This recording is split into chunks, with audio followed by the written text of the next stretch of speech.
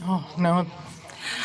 My Good mom might be on evening. the Zoom call. Oh, nice. My name is Charlene Reinders, and I am honored to be the program director of the League of Women Voters of Salt Lake City. And tonight's meeting is a joint effort between the League of Women Voters Salt Lake and the League of Women Voters Utah. So I would like to welcome all of our members from both leagues, our guests, our speakers, and really excited for this meeting tonight. Before we start, it's our tradition to begin these meetings by acknowledging that we are gathering on Indigenous land. The Salt Lake Valley has always been a gathering place for Indigenous peoples, and we acknowledge that this land, which is named for the Ute people, is a traditional and ancestral homeland for the Shoshone, Paiute, Goshute, and Ute nations, and is a crossroad for Indigenous peoples. We pay respect to the elders, past and present. We also consider the many legacies of violence, displacement, migration, and settlement that are our history and legacy, and seek to uncover the truth. For 100 years, the League of Women Voters has been a nonpartisan, activist grassroots organization that believes voters should play a critical role in democracy. We encourage informed and active participation in government work to increase understanding of major public policy issues and influence public policy through education and advocacy. Simply put, our mission is to empower voters and defend democracy. A recording of tonight's event will be made available to the public on the League of Women Voters and Salt Lake and Utah websites and on our social media. Other recordings of this event, whether be in person or on a computer, may not be used without the express written approval of the League. The League will only allow audio-visual of this event to be broadcast in its entirety, except by the media reporting on the event. So before we move to the panel discussion, I'd like to know if there's any new members that have joined the League since our last general meeting. Would you stand and wave? Oh, welcome. Okay. Thank you. Are there any new members on Zoom, Lee? Don't see any. Okay, we have had, at last count, over 200 new members this year. So we're really proud of that. The Salt Lake League. Okay. So we will start with the panel discussion. We will then take questions from the audience, both live and on Zoom. And then we will conclude with some short announcements. So I would like to introduce the panelists. We have Elaine Clark, News Director from KUER. Robert Gehrke, reporter, Salt Lake Tribune. Professor Jacob Nelson, University of Utah Communications Department. Emily Means, executive producer, Salt Lake CityCast podcasts and newsletters, right? And Max Roth, Fox 13 news anchor. So each speaker is going to introduce themselves, give a short bio, and then Professor Nelson is going to moderate the rest of the discussion. And then after that, we will turn to Q&A. Just kidding. We're going to skip the introductions and go straight into the conversation. Yay. And maybe each of you can say a few words about what your roles are at your places as you're answering the questions, or not. You know, who cares? Okay. So I am going to preface my first question with a number, and that number is 28%. That is the percentage of Americans that have a good or great deal of trust in the news media, according to Gallup, as of a couple of weeks ago. This is like the latest survey data. It's updated each year, and it is the lowest on record when it comes to trust in news media. I have spent a number of years researching people's trust in news. I teach about people's trust in news, and so I have heard a lot of what people dislike about the news medium. And what I've also heard is that local journalism for many people is the exception.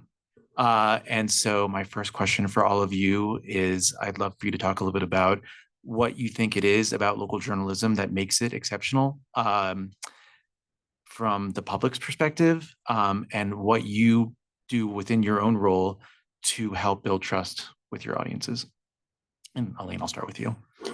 You mentioned that 28%. Did you have a data point for trust in local journalism? Gallup doesn't do comparatively? it. It's just news media generally. Okay. Yeah. Okay. But there are data that suggest that people do have more trust in Right. local journalism than they do in the news media. Well, I think it's because it's about people's lives. They can see themselves in it. They need it to navigate, and they can test it in ways, right? Like they have a sense of what's happening in their community, and they have questions about it. And I think in some ways they can bear those out. You know, if somebody makes a broad cultural statement about life in rural Utah, someone can say, yeah, that absolutely reflects the life of my great aunt Jane, right? And or politics. I've been watching the effects of these voting patterns for years, and I know how it plays out in my life. And so I have a relationship with the journalist and the outlets, and I've seen their work bear out in the past. And so I'm here for it because I still need this information to get where I want to go, to get my kids to school, to get to work, to help my mom get into housing development, whatever it may be. I think I resonate with what you said, and what also strikes me is that we're here, we're approachable. They see us on a regular basis. And I remember when I first came, I grew up in Utah. I grew up in the Ogden area.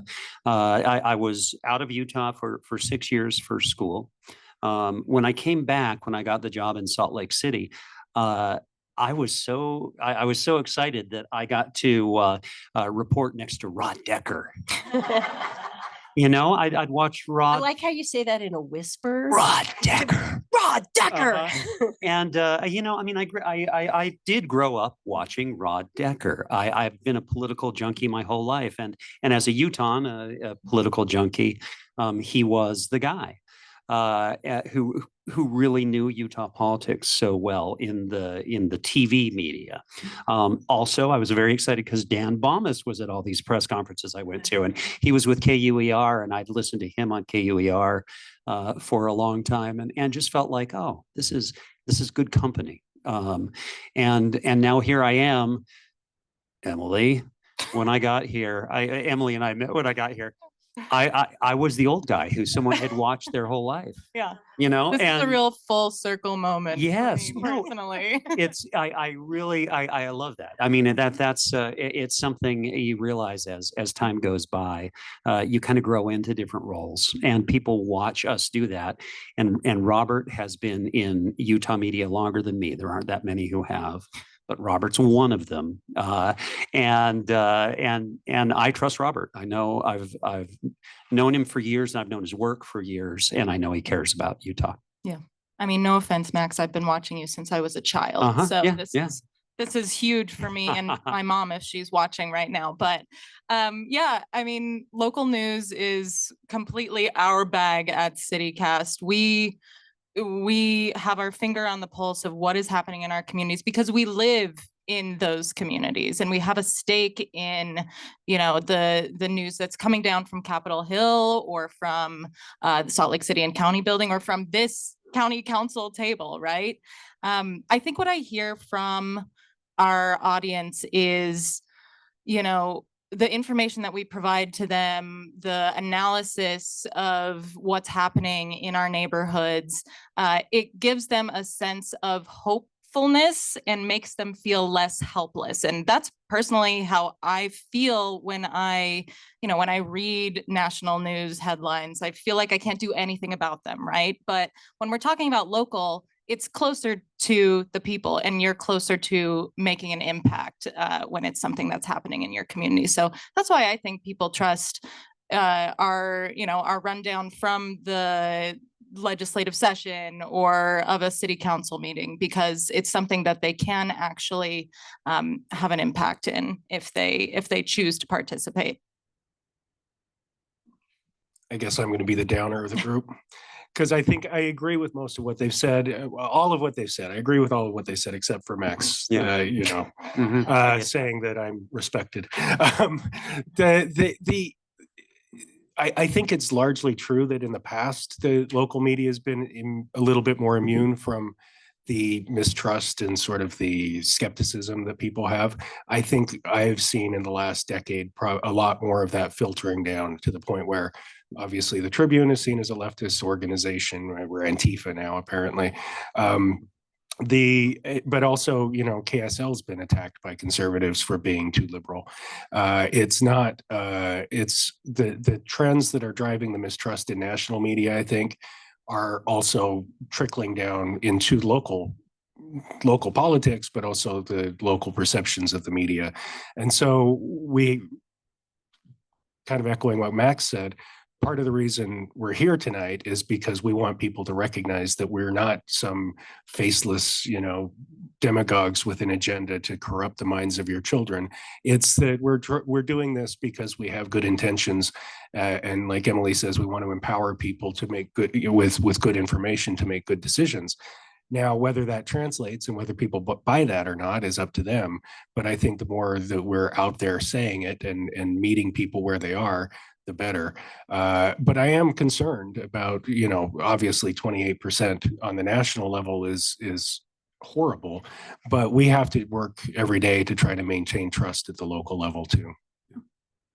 So I'm glad, Robert, that you brought up you want to sort of present yourselves as like your people, like journalists are people. And so my next question is in the spirit of that, and it is, what first got you excited about doing journalism? And considering all of the challenges that journalists are currently facing, what still excites you about doing this work? Like, what keeps you going despite how hard it is to do this job and earn public trust and, work for news organizations that are struggling financially and all of these very, very difficult obstacles that you face?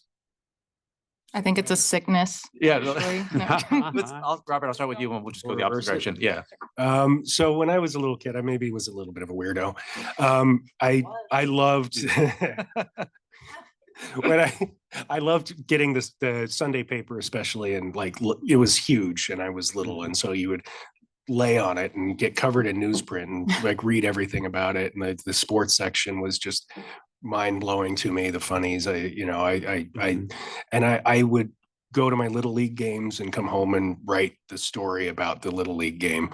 I always did much better in the story than I did in the little league game.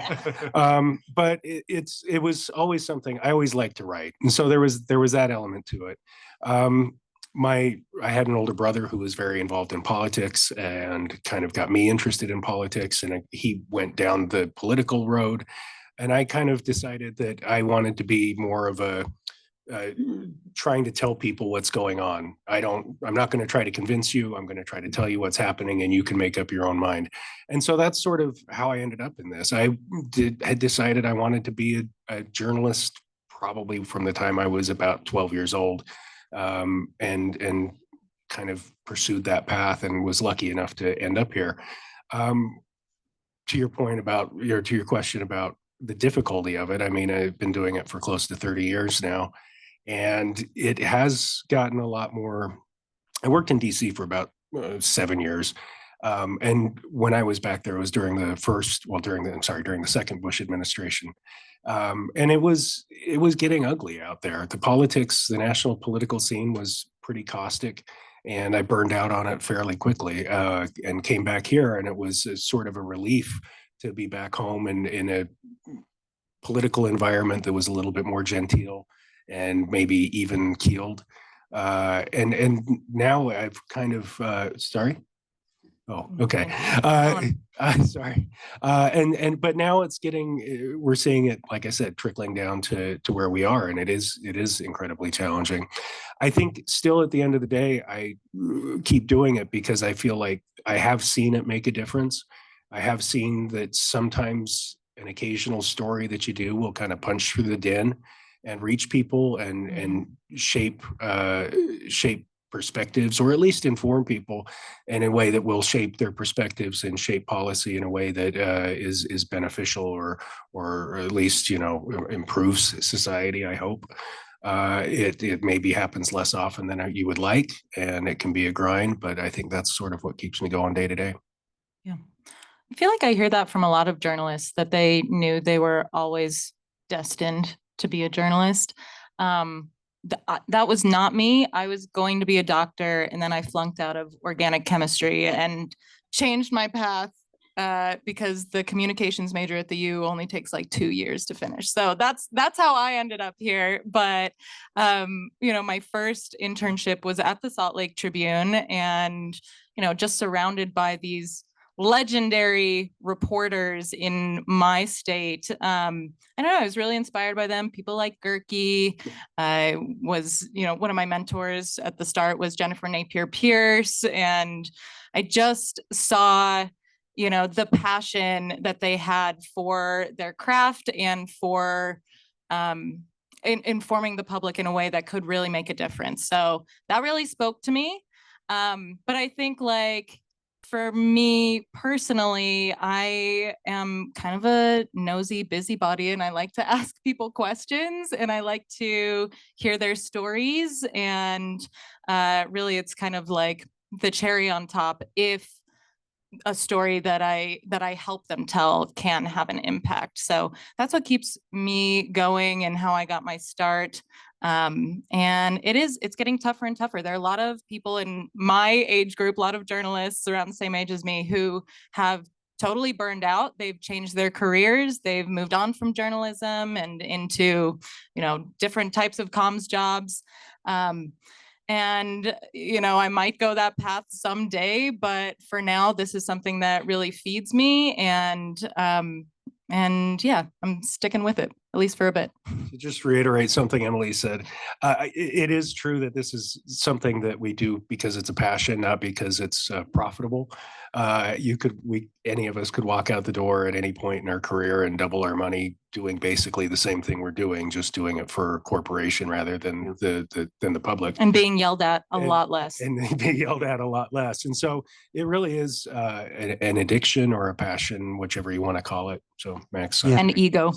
I'll just throw that out there. Oh, yeah. We're being honest. Yeah, there, of course, there's always some of that. And it's good to acknowledge, because one of the things you want to do is acknowledge your humanity. And know your bias, because first of all, if you don't have a bias, then you're not a thinking person, and you shouldn't be a journalist, because everyone has opinions. So you need to know them so that when you're reporting, you can filter them. If you're not aware of your bias, then it's controlling what you say rather than you understanding how it impacts you. Pardon me. I'm going to say something that really struck me as true, that a lot of people don't really get when I say it. We'll see if you guys do, which is that the difference between a politician and a political reporter is that politicians liked summer camp. And I grew up passionate about politics and about news, but I watched political news. I really passionate about that and believing in the American experiment, much like the League of Women Voters has always done and worked for. I mean, it's been an abiding passion my entire life, and it's been hard the last few years. It's really been traumatic, quite honestly, because you see the American experiment has been in trouble. And it's kind of hard to know how to navigate that, because it's so important it's important that a public is informed. One thing that so I didn't know that I was going to be a reporter all the time, but it just kept coming back at me. I kept trying different things and then realizing, you know what? Yeah, I really believe in this nonprofit I'm working for, but man, am I horrible at organizing anything. I'm good at communicating. I can write and I can talk. And so it really made sense, and it felt like a calling.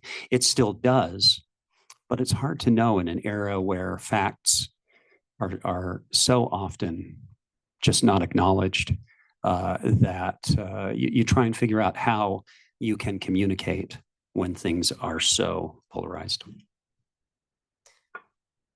Like Emily, I did not take a traditional journalism route. I did not know what I would be when I was a youngster at 12 years old.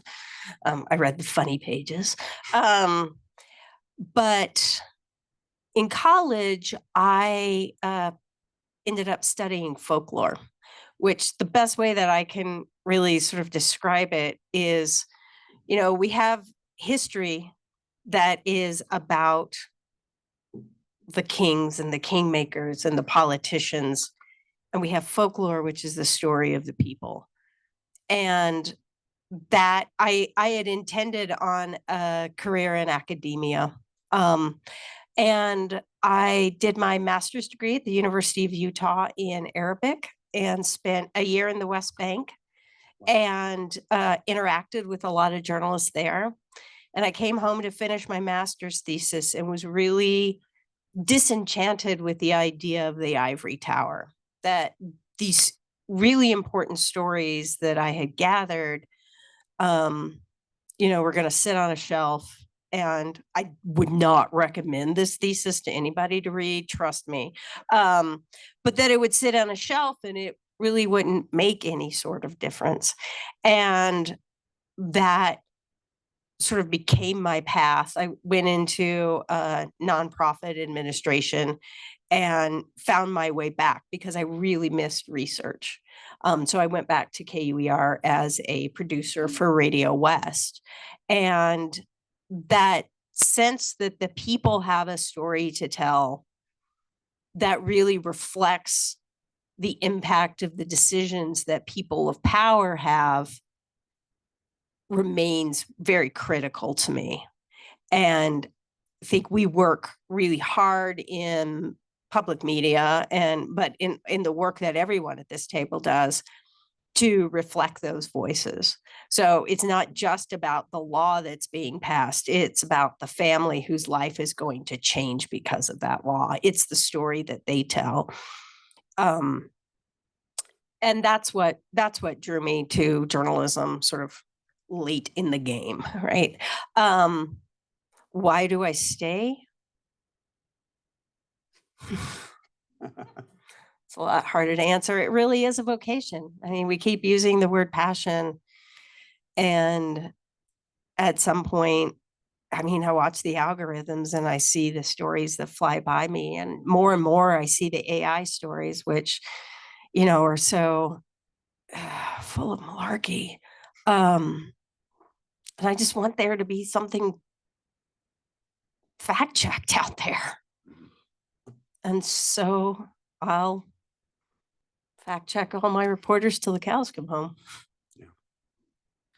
So you've all, in your responses, been alluding to some of the challenges that journalism faces today. And I'm curious to hear you elaborate on what those challenges are. What do you think of as the biggest challenges that journalism as a profession or your news organization specifically currently faces, and what are you doing to overcome those challenges? Oh, okay. Yeah. All the challenges with journalism. Let's see. Yeah, the AI slop is a big one for sure. And, having to be the one in your friend group fact checking all of that for your friends. I don't know if that's what your group texts look like, but that's what mine look like. I guess I'll speak from CityCast perspective. We are pretty new to this extremely rich media landscape we have here in Salt Lake. We're very lucky to have that. But no one knows about the work that my team is doing. We put out a podcast and a newsletter every single day. We think they're pretty damn good. it's fact checked, it's well researched, and we are aiming to connect people in our community to information, again, to empower them to make decisions for their families, or even just to, I don't know, find a new small business to patronize, right? But there's so much noise that it is hard for us to kind of rise to the level of, okay, this is CityCast. We know what they're doing. They're a known commodity in our community. And we want to be that. And we have to be that to continue to do the work that we do. Our audience needs to grow to continue to do the work that we do. And I would guess that's probably the case for everyone at this table, right? If no one's listening, then you can't keep doing the thing. So that's a huge challenge for us. And yeah, I mean, everyone's attention span is really short, and I can't blame them for that. There's headlines coming at us every second from every which way. So it's hard to, stake a claim. Yeah, I think those challenges. They're the economic challenges which hit me. I'm a head in the clouds kind of person. I don't. I'm glad that there are salespeople who get things done so my paycheck comes through. But I'm not always thinking about those things. And then you realize, oh, we have to let people go because we're not making as much. We're being sold. Boy, I hope it's not this company, and those sorts of things are, they've been coming at this industry for quite a long time now. I'm glad that Emily's up here because I think, first of all, podcasts are a wonderful way that people kind of stretch their attention a little bit. I listen to podcasts so much, even some of I'll listen to Radio West via podcast. And it's and we need those things because it's a way to develop trust in kind of an intimate way that helps continue journalism at a time when some of the more traditional formats that maybe Robert and I are representing a little bit up here. We're trying to figure new things out. The world has changed so much, and so figuring out how to live within this new era of the digital age is tough. And so, yeah, I guess. Well, building off of that, and some of you may have heard that public media federal funding got cut.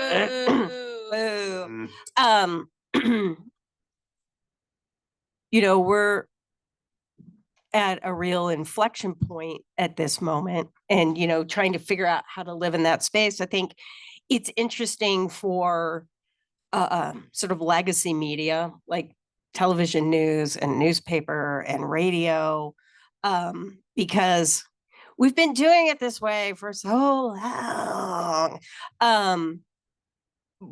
We have to be nimble, and we have to be creative in ways. I mean, creativity in terms of craft is one thing, right? Radio, I can be creative about. If somebody comes to me, which they have, and okay, pretend you're building a newsroom from the ground up. What does it look like? And I'm like, radio,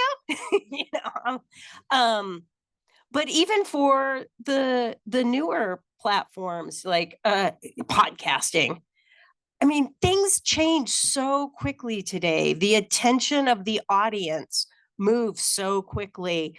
I brought someone onto our digital team who was doing tremendous work for us in growing our Twitter audience. And then Twitter changed on a dime. And suddenly this investment that we made in that person's work is done. It's over. So where are we going to move that to now? So we've been building building our newsletter. You have a fantastic newsletter. I remember when, sending emails to everybody was so irritating, or, that it may come a time in a few years when, I'm reaching peak inbox. I can't keep up with all the newsletters I'm subscribed to. we've been all investing a lot of work into building a newsletter audience. That could change in a couple of years. We're building an Instagram following and have a lot of work to do. And so we're thinking, wow, our Instagram following is really building. Let's invest more in that. Who knows where that will be in 2 years? And I think that question of being nimble in a way we've never had to be nimble before is terrifying. As long, though, the hope of it is, though, that at the core of everything we do are our journalistic principles and our storytelling skill set. If we can apply those and be nimble about where we apply them, hopefully we can meet people where they are. It's such there's a really strange dynamic that you're getting at there. That is, imagine if you're working at a store, say, and nobody's coming to the counter, but your job is to be at the counter. And the phone is ringing off the hook, but you don't answer the phone. So the phone just rings and rings and rings. It feels a little bit that way with TV and digital sometimes. And I don't know if it feels that way in other media, but there's that sense in which my job is to work towards having a show ready, or to work towards having a report ready for television. And that's what my whole work life revolves around, is finding the story, getting it done so it can be on the air. At the same time, our digital audience dwarfs our on-air audience. I don't have those. I don't have that muscle memory. There's to just click into social. I hate social media. I just hate it. Even though I recognize that some good things happen there. But that's it is very hard to be in an industry that suddenly has become so much about something that is not what your whole career is structured around, or your company is structured around, or your media is. And will be something different in another year. Mm-hmm. I think they've covered it well. I mean, the economics for the Tribune, we were on life support a few years ago when we were owned by this venture capital fund that was bleeding us dry, and we would not have been here had we not been purchased and turned into a nonprofit. Which has been sort of a second life for us. But we were fortunate. I mean, you probably know the data off the top of your head about how many newspapers have are now defunct over the last 20 years. I think it's something like 40% or something like that. It may be higher. So the economic challenge was real, but I think Emily kind of hit on it too with the AI slop that's sort of jet fueled with the algorithms. Mark Twain said the lie can spread halfway around the world before the truth can put on its pants. He didn't even have the internet. Yeah. And so it's gotten so much worse now, and is perpetuated, and I think by rage merchants who have an incentive to spread mistruth and misinformation to try to divide people. And we're trying to straddle this divide and keep, hold it together by fact checking things like Elaine said with that we see that are untrue, or by providing people reliable fact check vetted information that's not trying to sensationalize things. That's not necessarily what people want in this environment. We're trying to sell broccoli and everybody wants candy with meth in it. And so, sorry. And so, I think that's the challenge, is just trying to meet people where they are, because we have to be present in these social media worlds too, because that's where, I have a 24-year-old daughter and a 21-year-old son. I'm sorry, Max, they don't watch TV and they don't really listen to the radio, and they sure as hell don't read the newspaper. My kids and my wife don't watch TV. Yeah. My daughter, actually, when she was in 5th grade, I got a call from school and she said, "Hey, Dad, do we still have that stack of newspapers in the garage?" I'm like, "Of course we have the stack of them. You thought it." And she's like, can you, we're talking about newspapers in class. I'm like, "Oh, here it comes. They want me to come in and talk to the class." And she's like, and I was hoping you could bring him in because there was only 2 kids in her class of 35 students who'd ever seen a newspaper. So, so we are that ship has sailed. We've got to be present on social media and meet people where they are. And that's really hard because I'm not a natural TikToker. You might I saw you on Instagram Yeah, this week. You look good. Yeah, you see my dance moves. But I think that's the challenge, is trying to adapt to the future media environment, like peer around the corners, and be there ready for it with the tools that we have, and still maintain the integrity and credibility that we have been trying to bring to it for the span of our careers. Jake, I'm sorry. Table full of journalists. We have to turn this on you. We must ask you questions. Okay. What do you think is the greatest challenge from your perspective as a researcher, not like boots on the ground? Table? Yeah, no. Okay. I think that Gehrke put it really well. I mean, I think it's the economics and the digital platforms. And I think that it's the overlap between the two. And I think from my perspective in the research that I've been doing, which draws on interviews with the public to understand how they feel about the news, it seems to me, based on what they're saying, that the economic challenges that journalism is facing, and also the just vast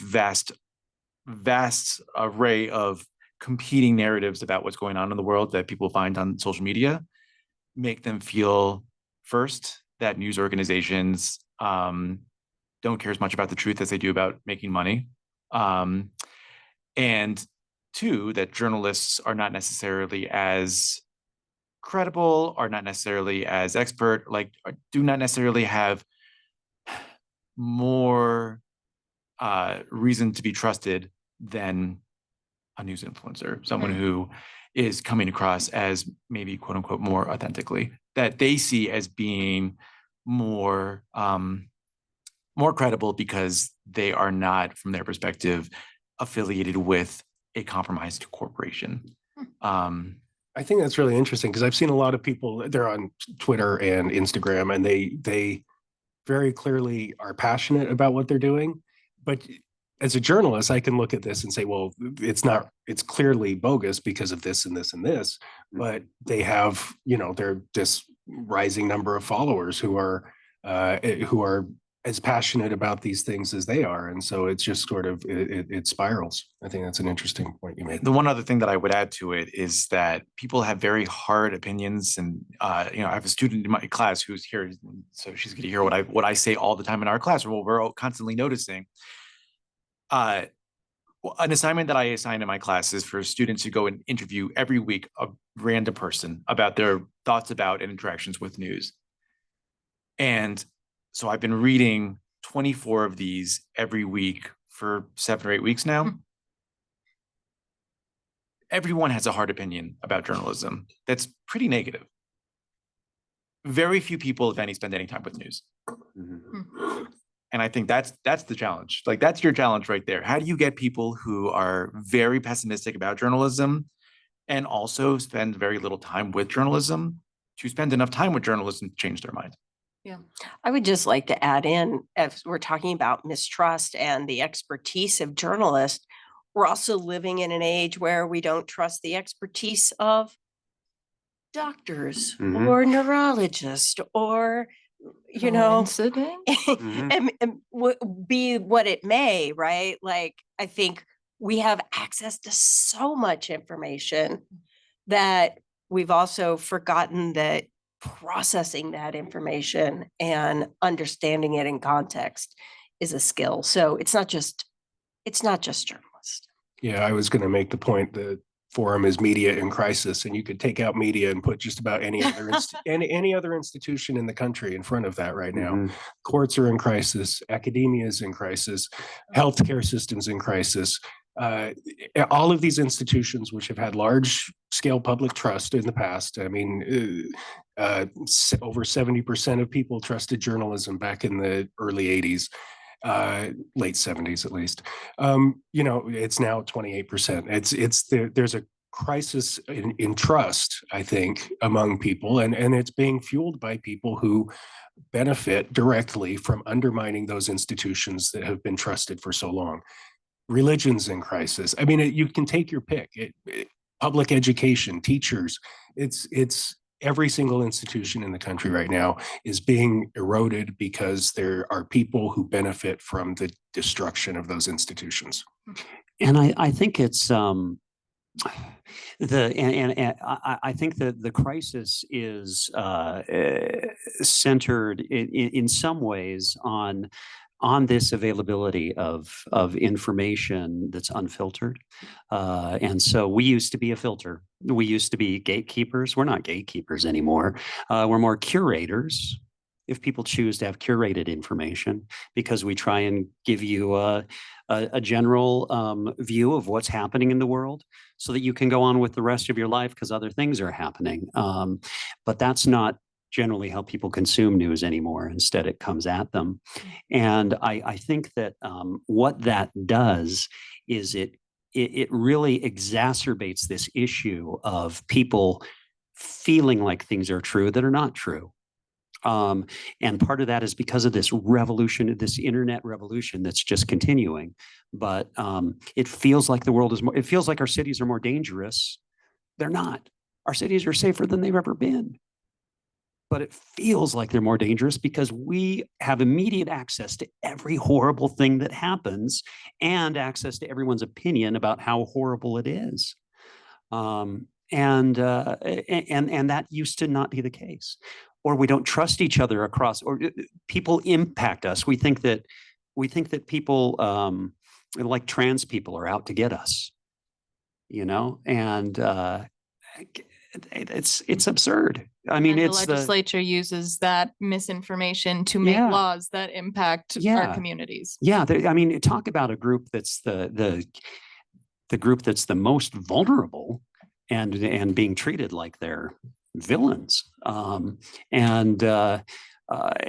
it's because there are things that I think with this strange new world and so much coming at people, it's scary, it's unsettling, and we wind up, we wind up thinking or thinking that we know things that are not so. How are you doing? Should I ask a couple more before we open it up to yeah, oh, so some solutions. What are we gonna do about it? That's not our job. You know, we ask the question. We don't solve things. That's a tall order. So I'm gonna hold off on that one. The next question I'm gonna ask you instead is, what do you think is one of the biggest misunderstandings or misconceptions that people have about journalists? That we all have superpowers and are devastatingly handsome. Fact check. Yeah. It's only Robert. Yeah. I've never heard anyone say that. You don't hear that from your students' man on the street interviews? Yeah. I think it's that we have a political agenda that we're driving, and some do, I guess. I mean, I think it's more common now for the old school objective journalist without us, because obviously you turn on Fox News or MSNBC, the news is being presented from a political standpoint. But I can tell you that the people in this room are not trying to convince you to think one way or another. They're trying to present to you the information that you need to know to draw conclusions. I think that's, you know, and it's driven a lot by if you see a story that's reported completely objectively, fairly, all of the evidence is presented equitably on both sides, somebody on the right's going to think it's told from with a liberal bias, somebody from the left is going to think it's from a conservative bias, and that, you know, you are a hack, and so we've got to, you know, we deal with that, but we strive for that balance, I think, on every story we do. I don't know. I think one thing, I'll just speak for my team specifically. We are a team of young women, and one thing people misunderstand about us is that this is our job. Like, we get a lot of people who come up to us and say, oh, you make a podcast, but what do you do for your day job? And we're like, that is our day job. We spend every waking moment of our lives, researching, fact checking, finding good guests to explain issues to us, on the newsletter side of things, curating events, putting news stories into context. And I think what they misunderstand is that, it's just for fun. You think we do this just for fun? Oh. And we don't. We could do many other things that are way more fun. But I guess it speaks to how, some members of the general public don't take this profession seriously. And maybe it is because there are so many podcasts out there now, or there are news influencers or whatever. But yeah, we think that this is really important and extremely important to deliver factual information to our audience. It is still fun. Sometimes, yeah. Yeah. Most of the time, it's fun. Yeah. I mean, it's I don't know what else I would do. Honestly, I do love what we do. But it's but it is. But you're right, and that's what was striking me as you were talking, is it's a workplace, and you go into our station, and I'm sure it's the same at the others. You go in. There's a morning editorial meeting. And it's a whole bunch of people sitting around a table trying to figure out what's important and how to cover it. And it's very pragmatic, and it's and every single day everyone's arriving there with their best ideas and discussing them and getting assigned to something that you didn't come in wanting to do, but that everyone thinks is important enough. And we're real people who are doing a job the best that we can, and there are all kinds of dynamics in a newsroom, just like any workplace. That good work takes time. Like, you'll hear a story on the radio that's minute 20, 2 minutes long. That could be 10 or 12 hours of work. That's research, finding your contacts, calling them, getting together with them, interviewing them, fact checking what they told you to make sure they weren't blowing anything up your backside, and writing so it's accessible, especially like radio writing. Like, it has to be so plain spoken, which, thinking Mark Twain, right? I would have now I can't think of how the saying goes. I would have been shorter if I had had more time, right? And I don't think people understand the amount of work that goes in, because they're also being fed information constantly. We were doing some postmort today on the Charlie Kirk assassination with our NPR editor.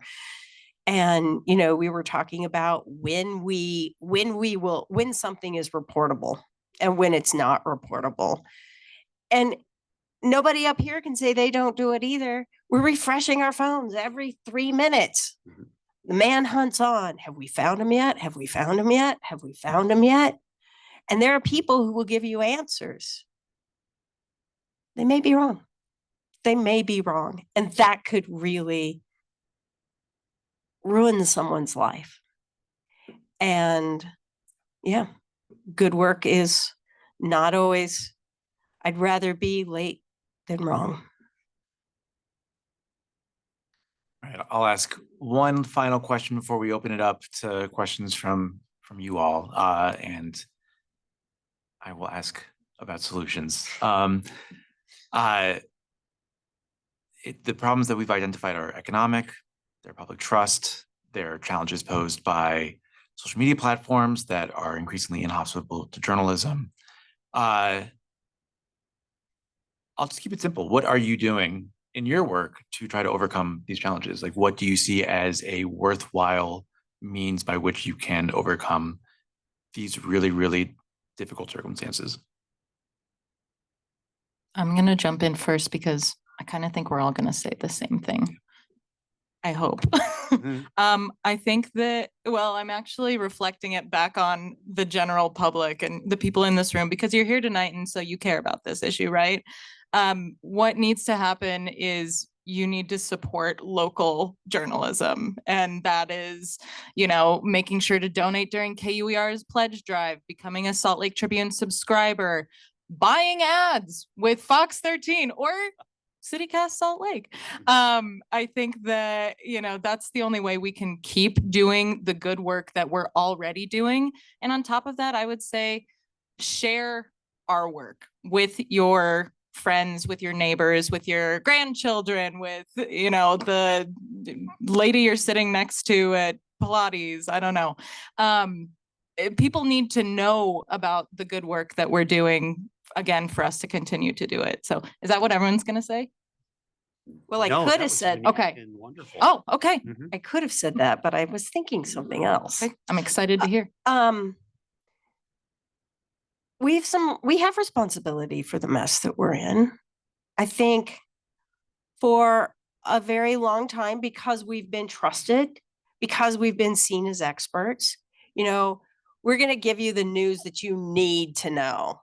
Back to the broccoli, right? We're going to feed you your broccoli. Oh, you're not interested in the legislature? Well, aren't you a fool? This is what you need to know. We have to do a better job of communicating what all of this means in someone's life. It's not enough to tell them the facts. We have to talk about impact. They have to see themselves in the story. And that's what local journalism is uniquely qualified to do, because the people who are impacted are our neighbors. They're our kids' teacher. They're the people that we know and that we care about. And if we can't make our work centered on the audience, then why would the audience meet us halfway? You mentioned in your last answer the Charlie Kirk assassination, and one thing that hits me that gets at why local journalism, I hope, is more trusted, and I hope we can continue to gain trust as time goes on, and hopefully maybe the world around us settles down a little bit. Anyone betting on that? Yeah. Oh my gosh. This so when the Charlie Kirk assassination happened, the first way we found out in the newsroom is that my son called me. He was there. And he was there with some protesters, but he was there, and he called, and he was scared and tearful and very amped up, and said, "Dad, I think Charlie Kirk's been shot. I mean, I'm calling you for the news." He was saying that. I think Charlie Kirk's been shot. And I was like, "What?" And then immediately the social media was also there, and we all found out about it. But yeah, I think our company, and I really like the corporation that did buy us, Scripps, because they do have some good they have some good foundation and concerns about journalism. But they also want those of us who've been around a while to open up about that kind of thing, and share that kind of thing on air. And it's not easy, but it's okay, and it's real, and so it's good. So it's good to do and show that we're part of the community as well. Another thing that I've started doing, honestly, self-preservation. Two things that I do. I started doing data reporting just so I could talk about facts, just so I could look at statistics and things like that and say, okay, these are the things in the news. Here are the numbers, like we're talking about crime or that sort of thing. Let's put this in perspective. Let's have context here. The other thing that I've started to do, and that I love that so many in TV hate, is that now I can shoot some of my own stories. And so I convinced the station to let me go on a trip once a month and go to some place in our broadcast area and profile that area, profile that place, just see who I meet. We call it Max Tracks. And once a month I go. I was just in Pinedale with my dog Chaco and my son Luke, and talked to the guys at the Mountain Man Museum there, and saw a wonderful bull moose, but when I go to these places, I'm meeting people, and those stories get a lot of traction online, and that's nice because then they can see us and think, okay, yeah, they came here, and they came here not because some kid had hurt another kid or something. Yeah.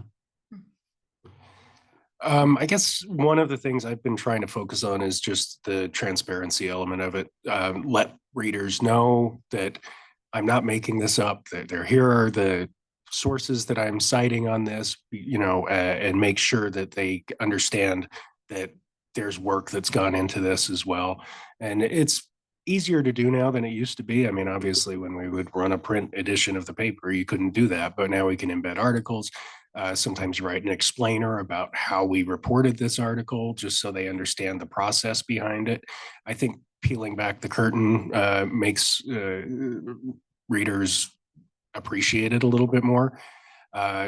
Trying to be a little bit more meeting people where they consume their news, which, as Emily said, I have been on TikTok. But if we're not there, somebody's going to fill that vacuum. So we need to be there with at least our version of good news, as opposed to the unreliable news that they might otherwise be consuming there. And I guess the third thing is sort of whenever I speak to groups like this, especially when I talk to teachers, I really want to emphasize the importance of critical thinking especially for young people, because we grew up in an environment where it was, not Walter Cronkite, but we had, the 3 television stations and the trusted, like Max said, we were the gatekeepers, right? And we controlled what was going out there. And I kind of liken it to, we have the USDA that goes and inspects your meat. They're the gatekeeper, right? There's no gatekeeper now, and there's no inspected meat. And so you're at the butcher counter buying meat that's not inspected. You have to think you have to be a little bit more careful about what you're putting in your body, because it could kill you or it could rot your brain, right? So we're trying to be a little bit, I emphasize the importance of encouraging young people, but everybody, to question the sources when they read a story. Is this too good to be true? Think about that before you share a story that might be false, it might be AI generated. Just all of these things that you can do to make sure that the information you're consuming is going to is reliable, or is at least trustworthy. And that way, hopefully we can kind of help people sort through the information that's out there, and focus on the more reliable, informed, and vetted information. Thank you. Before we open up to questions, Gehrke, want to tell you that the way that you just said, I'm on TikTok, is exactly how every student I've ever encountered with says it, even though they are much younger than you are. Yeah. It seems to me that no one is proud to be on TikTok. Well, I know my daughter is constantly on TikTok, but she doesn't have any posts on her account. She just goes and lurks and consumes and creeps around other people's pages, I guess. But it's where people, the data is that more, I don't know it off the top of my head, but the social media, people who are consuming all or most of their news through social media has skyrocketed. And so we need to be there too, because others will. So follow Gehrke on TikTok at no. Okay, so now we'd like to offer all of you the opportunity to ask questions. I'm going to take the opportunity as a host to ask the first question, and then I'm going to say people should come up to either that microphone by Shauna to ask questions. You can come up and sit or stand in line. So my first question is a question I warned you that I would ask, which is, as individuals, of course, we should be supporting the media. As a organization, the League of Women Voters, what should we be doing? And in answering this, I just want to rise up 2 things.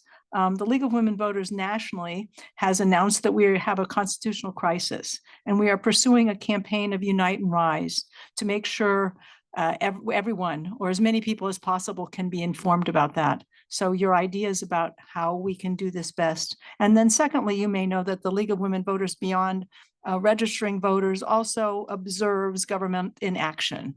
We have a legislative action corps that attends many committee hearings on the Hill. We have Observer Corps that goes to many local school board, city council meetings, and write up for each other what we are observing, but probably not disseminated any more broadly than to other league members. So given the crisis we face and the challenges you are undergoing, how can the League of Women Voters be helpful? I mean, one thing off the top of my head is I believe your voter guide came out last week. We are also doing a voter guide, and I think there's room for a synergy there, I think, for us to work together on that in the future potentially, and make sure your work and our work gets a little bit broader distribution. You're a trusted source for information like that, and it seems like there may be room for cooperation there. The work that the league does, I mean, I've talked to Catherine up at the Capitol about you know, the things that are happening in this committee hearing or that, you know, we can't possibly follow all of the moving pieces up there. And so we rely on people who are in the rooms to let us know if something's coming. So you guys have been a very valuable source in that regard. What else? Come back to me. I'll think of something else too. I love that we're being asked by this great organization that's done such good things and is doing good things in our community as we speak. We're being asked what more you can do. I don't have any answers. Yeah, it's like, well, done a lot. Pretty good group. But I do think make news. We can't. We cover news, and we want to cover substantive things. That we want to cover things that matter. So when something happens, you know, or when there's something that's really important to you, and you guys have a finger on the pulse of a lot of things that are really important, do things that we can go cover. And you do. I mean, this isn't a criticism at all. But think about while you do those things, it's always easier to destroy than it is to build. And there are destructive people who communicate so easily and just cavalierly that you really have to think about, how am I going to communicate this substantive thing in a way that breaks through? You know, and that's a challenge. That's hard. But man, it's necessary. And so when you do things, make sure there's oomph. I would also suggest there's probably room for collaboration on the voter registration part of it. I think, you know, we're not going to advocate register as a Democrat, register as a Republican, do this, do that. But voter registration and basic information like in the voter guide is not, it doesn't have a partisan tilt. So I think there's probably room for us. I think everybody would agree that the more people who are registered and the more people who are voting is a good thing. So I think we could there's room for work on that too. Yeah, totally agree with Gehrke. We actually had a voter registration table at our big event this summer. And I'm not sure how many people were registered to vote that day, but I think that's a natural partnership between the media and the work that you all are doing. Does everybody have to have a good idea? No. I've had something like that. That's okay. You Next have question, lots of please. Oh, I was going to say something about media literacy, that we can't be everywhere. And there's so much work to do in the schools, in outreach to other groups and organizations. And there's a lot of good media literacy programs out there, but helping elevate those too, like that seems really crucial to me. See, you came up with a good idea. It just took a second. Who's up? So for just a moment, we also having questions on Zoom. So we will ask people on Zoom if they want to put question in chat, and we will take those as they come in. Okay. Me first. You first. No, I love that you mentioned synergy, first of all. We would adore if you could partner with us on voter guides. Our voter guide is amazing. We have a national voter guide. This is not what I was going to ask you, by the way. But one of our problems, and I'm sure it's yours too, is getting candidates to respond. Many of them, we live in very red Utah. They don't feel that it's necessary because they have no competition. So if you can help us with that, we would love it. Thank you very much. We have not cracked the code on that. And, Sorry. yeah, well, I was kind of hoping. You know, I tell our young reporters, oh man, is that me?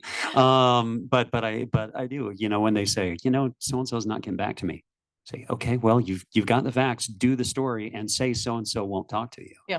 I mean, you just Trust me, that gets their attention. Well, anyway, my question is, we've actually alluded to this before. We've been talking about external pressure on journalists. I'm interested in how you personally navigate internal politics. I know that most of your newsrooms have changed over time. I know Robert has been through ultimate, many iterations. How do you personally navigate that? And, you know, do you have hope for the future?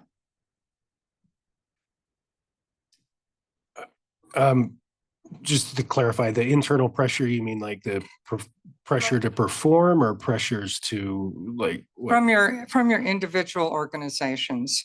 And, you know, are they telling you what to report or how to report it? I see. Yeah. You know, one of the things that's been probably in the last 10 years, we now are measured by the number of clicks, the number of page views our stories get. And, you know, if you get a story that gets 100,000+ page views, you hit a home run that day, whether it's a great story or not.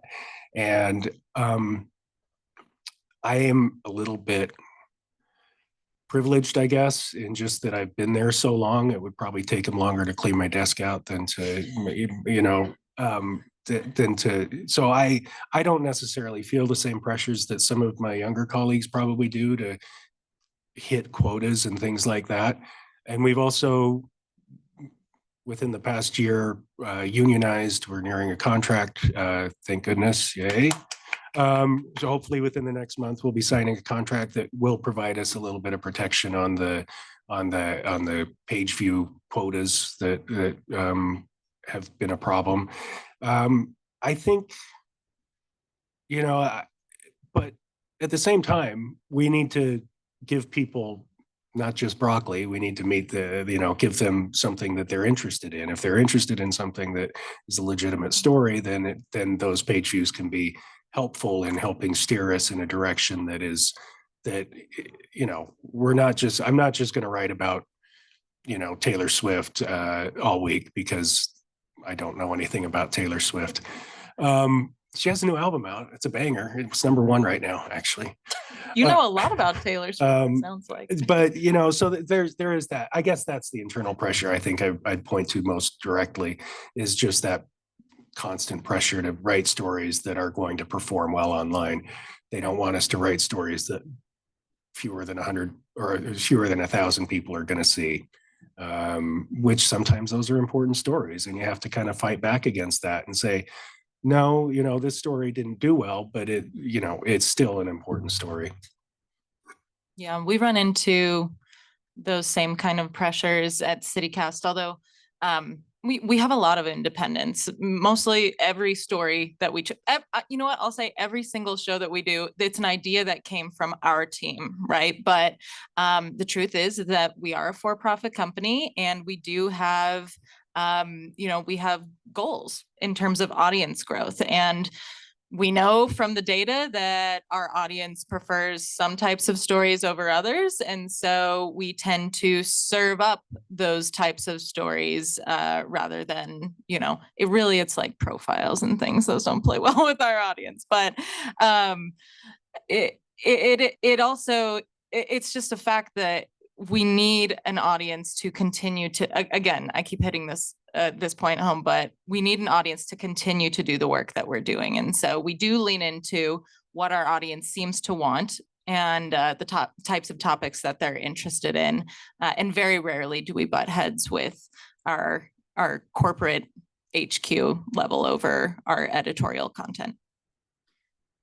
I would be willing to butt heads with Robert over who's been through the most tumult in terms of ownership over time. I've been with 4 or 5 different owners since I've been at the station. But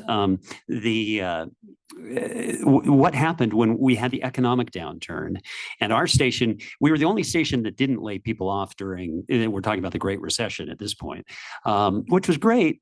The recession wasn't, but the not laying people off was great. But the way that we did it was we put a whole lot more hours of news on the air. So suddenly we're on air. There are 2 blocks of time during the day when we're not on air. I mean, we have to, all the other stuff we have to do is in the studio has to be really jammed into these 2 spots. And so there's the internal pressure is to produce more and more stuff, and the demand to be able to do that. And then that becomes the internal pressure on the individual. And I find myself, you probably get the sense of this, I'm always spouting off and going in different directions. And so we're in the editorial meeting and I'll say, we really ought to do something about this. And that becomes my assignment. And then, but later on in the same meeting, it's like, but have we done this? I mean, did you know this and this and this? And it's like, yeah, go ahead and do that. And all of a sudden my day is, it's stressful, but that internal stress, we're not pressured by message really. It's really about getting the story and getting it done. About topics, your question was no. Like that is entirely done. I'm very lucky. Our station manager is a journalist. Our executive director is a journalist. Like that's where our management came up from. So even though part of the university and eventually we answer to a vice president of the university, we have a series of very solid firewalls, which I am extremely grateful for, because not all university licensees in the country can brag that that's the case. There's actually been some real scandals involved in universities trying to influence coverage in a newsroom. I think there's I want to talk about the pressures from the perspective of the journalist and from the perspective of management. From journalist, I would say you're talking about more, do more stories. But also the other part of that is do it in more and more places, right? People came to me because they want to be a radio reporter. I'm like, hey, let's get on Instagram, and I've got reporters, and this is something that I'm challenged to navigate, who will not go on video. It wasn't in their job description when I hired them. How do I navigate that? And they have good reasons. It's not just because they think the camera adds a few pounds, right? They have legitimate reasons. Like life can be dangerous for a journalist these days, especially a journalist who doesn't necessarily fit the expected molds or whatever. So it's my job to protect them while also saying, okay, I need you to do a radio story and I need you to do a written version. And we'd really like you to go on video. And maybe, can we figure out a way we're going to put this all on YouTube, right? Like there's this acronym COPE, create once, produce everywhere. But you can only do so much in a day. There's only so much that can be done a day. So if you're being now asked to do, okay, now do 2 stories or do 3 stories and do those everywhere. Like it multiplies. Yeah. Anyway, and from the management side, especially with our funding cuts right now, we're thinking a lot about, we are nonprofit, so we don't have that profit mentality. That's like not where we've been for all of this time.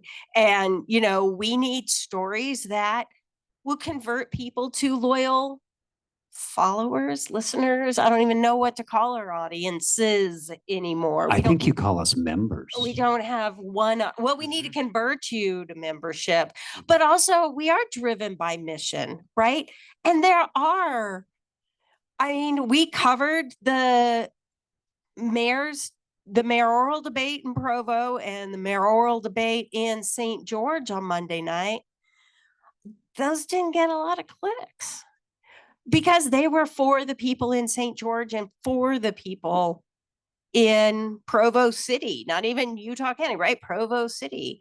Like we do a Salt Lake County mayoral debate, that gets a lot of clicks, but I'm not there for the clicks. So how do we convert that into donations or support? And, as a nonprofit, we can do that through grants, but that means we have to find partners with money who say, yeah, the St. George mayoral debate matters.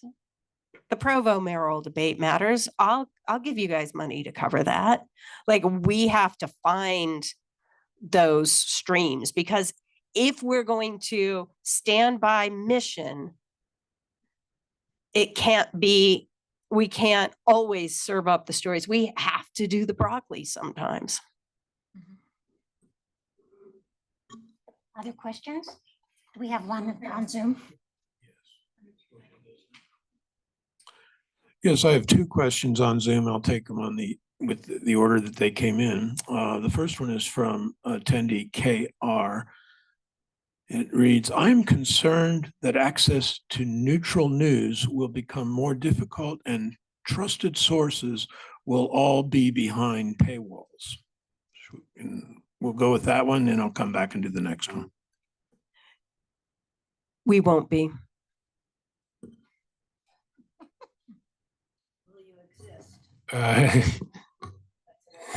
Yeah.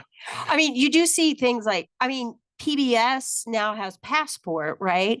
Like they're finding ways to maybe serve it up differently or package it differently. So if you're a donor, you can get certain access, like early access or archival access. But, PBS isn't going to put a big thing on the TV screen that says, click here to donate, or, it is built on trust. And so I think we have to be creative in those kind of ways, but at our core, and public radio has never had a paywall. I say that cavalierly, but might be the day that I'd have to leave. I don't know. Yeah, I think I'm proud of what the Tribune's done in terms of we were the first legacy print publication to transition into a nonprofit status. I think the days of this is kind of funny, when the Tribune was sold to TCI, I think it was sold for about, or when AT&T bought it, I think it's sold for $217 million because newspapers were worth a lot of money at one point. Recently, when Jeff Bezos bought the Washington Post, it was $219 million. Wow. So that kind of gives you a perspective on how devalued news publications are. The days of newspapers being big profit generators are not coming back. I think the nonprofit model works well, and there are places like the Texas Tribune and other local online nonprofit news outlets that you can, I think, have done terrific work for one thing, but also are not doing it for a profit motive. And so I think that's sort of the future of what I see as the future of reliable, trustworthy unbiased information. Now, as far as the paywall goes, I'm happy also to announce that in January-ish, I don't have the exact dates, the Tribune's going to be dropping its paywall Wow. because we've been able to offset the money that we got through the paywall with donations and support from people who value it. Now that means if you're a subscriber, we're going to still want you to donate. We're going to be doing what Elaine does and hitting you up to be a supporter. But I think it's an important change, because if we are a nonprofit, if we are there to serve a community interest, then we should be serving the whole community and not just those that can afford the $10 a month to subscribe. So that's going to be a big change for us. And so my response to the question is, I hope so. We're trying new things, and some of them are working and some of them are not, but there are places that are, I think, beacons of hope.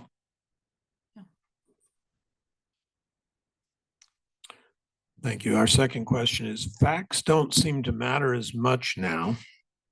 Have you found an approach to get the facts to be considered?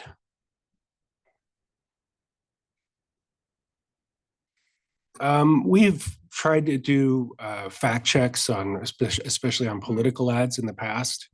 They don't go very well, because honestly, people don't really care what we say the facts are. And but there are places like PolitiFact and Snopes that have made and then the Washington Post fact checker. They all have. Well, the Washington Post fired their fact checker, right? So I guess maybe you're right. The facts don't matter anymore. Wow. I mean, I think there is a role for us to do that, but in order to do that effectively, we have to be trusted first. So especially in a political climate and a campaign environment, we do some of that. But it's also hard, and I think these guys can probably attest to it in the daily churn of doing these news stories. We want to fact check everything, but sometimes the facts are not always as black and white as we might like them to be. And then you go down this rabbit hole of trying to learn everything about this. The legislature adopted these 3 tests for measuring whether the new congressional maps have political bias or not. Well, there's an old axiom that 90% of journalists can't do math, but the other 20% can. I spent two full days working through how these formulas work and whether they're good formulas. And then Sean beat me to the story. But it's so fact checking can be incredibly challenging. I guess that's the only point I was trying to make there. There was a while where they kept telling me to fact check all the political ads, and it is hard to. It's because usually something is cited, in terms of what of whether it's a fact or not. I think the really important thing is to meet people where they are, and so to meet people when you're giving a fact, to meet people saying, "Hey, this is context, and I understand that what happened to this child is scary, but in general, Utah is a safe place for children. Utah is one of the safest places for children, and let me show you why." And so you have to do your best to understand why people are where they are in a place where they might not be amenable to just solid facts. And I think that goes to one of the essential things that good journalism does that some of the stuff that is online doesn't do, is that it puts things in context. The context of a story is every bit as important as the story itself. Yeah. Well, and Gehrke, you talked about transparency earlier, and we haven't done any voter guides this year, but we did last year, and said up front, 1, if you don't answer, we'll write it for you. So that's up to you. And 2, everything you tell us will be fact checked. That's a lot of work, because sit down and read something. You were born where? Were you really? Let's find out, right? Like it goes from there all the way through. But anything that what we did, if we found something that either needed more context or was inaccurate, or there were a couple things we actually went back to them and said, you know what, you said this, but we can't find it anywhere. You tell us where you got that from. Like, and we had a couple of people who said, yeah, okay, thanks for being so thorough. But that was all that was transparent. So we had footnotes where we wanted to give context or leave notes. Again, people don't understand. Good journalism takes time. Yeah. We've done something similar to, back when the Salt Lake City mayoral races were happening. What was that, like only 2 years ago now? We had on these candidates and they said things that were conflicting statements, right, in their separate interviews. And so we popped in, we had like a little voiceover and we said, okay, well, we checked on this because this candidate said that, this candidate said this, here's what we found. And we thought that was really useful to voters. And we have been playing around with the idea of just letting people know, having a disclaimer that when they're listening to our podcast, we have fact checked this information. And, we might need to make a cut or something if someone makes a claim that doesn't hold up. We haven't gone that far because we don't know if anyone will care or not. But yeah, it's definitely something that's on our minds. Tell them. Should we tell them? Tell them. You do the work. Damn it, we will. You do the work. You should be trusted. Tell them why. The only person in my family who watches me is my dad.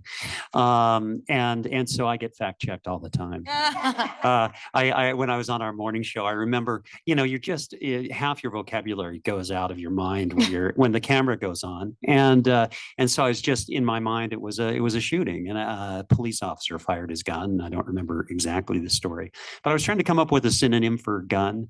And instead of saying pistol, I said revolver. And I if I had thought about it, I would have known but anyway, as soon as I'm done with that live shot, phone rings, I know it's my dad. And I say, hey dad. And he said, I seriously doubt it was a revolver. Somebody always has to keep you honest. We have an old, investigative journalist from NPR who has lived here for years and is retired. And every time you open your email in the morning and you see an email from him, you're like, oh, yeah. What do we do today? And that's why it's so important for us to make corrections when we get things wrong, right? That builds trust with our audience too. So before I ask the audience to join me in thanking you, I want to just one more question. Okay. I think it was Robert, you said that the media in crisis, and as long as a number of the other institutions, is because someone's benefiting from the media being in crisis. Who is benefiting from? Yes, the royal. And if you can't say a name, which I think might be not wise in some of your cases, is there a description like these? Who are tall, these? dark, and You want me to handsome? act it out? I think everybody assumes the easy answer is Donald Trump, right? But I don't think it's that simple. If you look at the vacuum that is being filled by partisan-driven media, it's not just the right that's doing it, and the people who are benefiting those are people who are driving a partisan agenda, and so I think. And also people who benefit from it financially for a various number of reasons, whether it's because they're selling crypto coin or whatever, but I think that you hollow out the media and then have this influx of social media influencer kind of people fill it, and they benefit from making things more sensational or provocative or partisan rage bait kind of stuff. And yes, it's happening on the right. It's been happening since Rush Limbaugh had started, this doing it on the right, but it's also happening on the left. There's plenty of liberal podcasts that are moving into that realm. There's liberal social media provocateurs who are trying to replicate the thing that the right kind of pioneered. And the right pioneered it because they felt like they weren't getting a fair airing in the traditional mainstream media, but also they pioneered it because people like the Drudge Report realized that there is a market for this. And so I think it's a creeping cancer that is helping to erode the trust in traditional media, but also there are people who benefit directly by perpetuating their political power and their political clout and making a bunch of money off it on the side. And on Yeah, there's a that happy note. Sorry. With more things for the League of Women Voters to work against, let's join me in thanking our panelists today.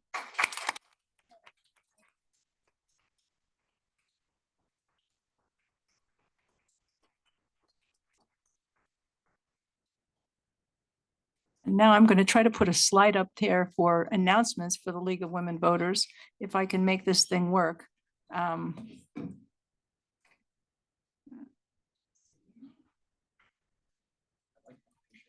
No, it's whatever my computer does for me. There we go. Okay.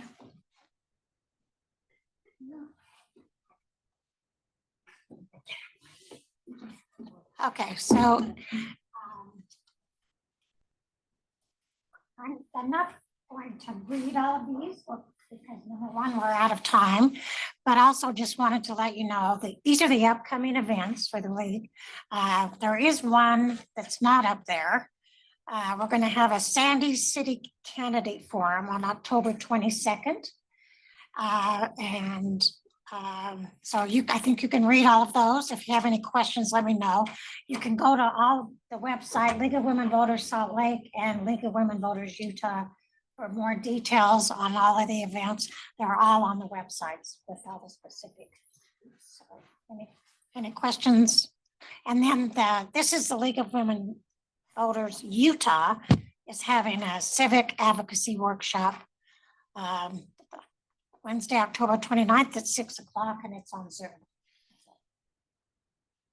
Now Helen has a card for us to sign right up here.